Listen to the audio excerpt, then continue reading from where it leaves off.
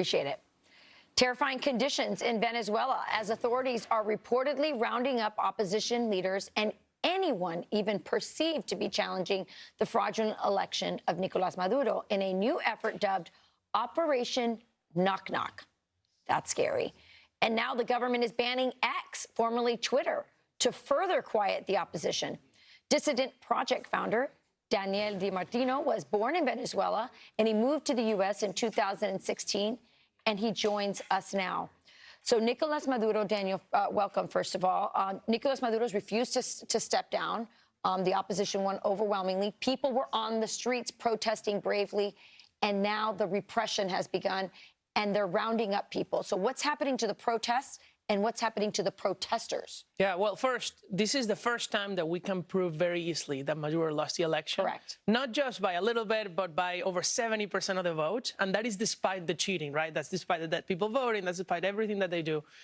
And we have the ballot, the precinct results. So after that, people decided to go protest in the streets. Among them are my friend, Maria Oropesa, who was kidnapped from her home 4 days ago. We don't know where she is. This is part of Operation Knock Knock. This is part of Operation Knock Knock. They went in at night to her home without a warrant, people with masks, and they took her. And then the intelligence police released a video with music on the background and lights mocking her as if it was some sort of terror movie. How old is she? She's 30 years old. And, you know, she was actually in the U.S. before, like, several years ago. That's where we met. And we all, not just me, but many of her friends told her, you should claim asylum. Like, they're going to persecute you. And 5 years later, she was kidnapped by the regime. Oh, my goodness.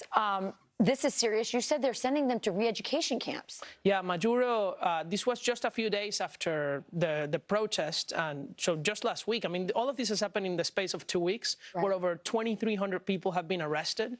And he said that he's going to turn some regular jails into what he calls camps to re-educate the people and see if they don't think the same. Yeah, this is total Marxism. He also wants to ban X, because X, by the way, was pivotal in this election.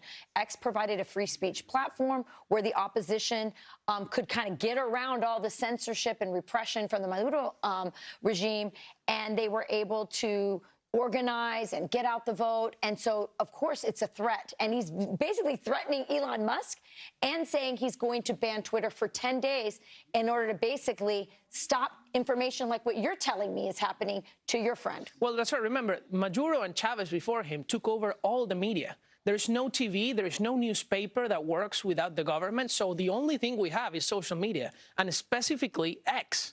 One last question, and really quick. The Biden administration has said that they, back the opposition. They believe that they won the election. But what are they doing, or what could they do to help?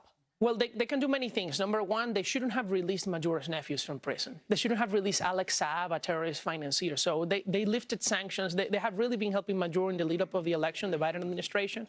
And they can change that by, one, sanctioning more people. They can take away the Chevron license and finally stand up to this dictator that has destroyed what was once the richest country in Latin America because of socialism. Yeah, well, they're very allied with them in many other ways, ideologically. So, Daniel Di Martino, thank you for joining us. Thank you for telling us what's happening. More people need to speak out about it.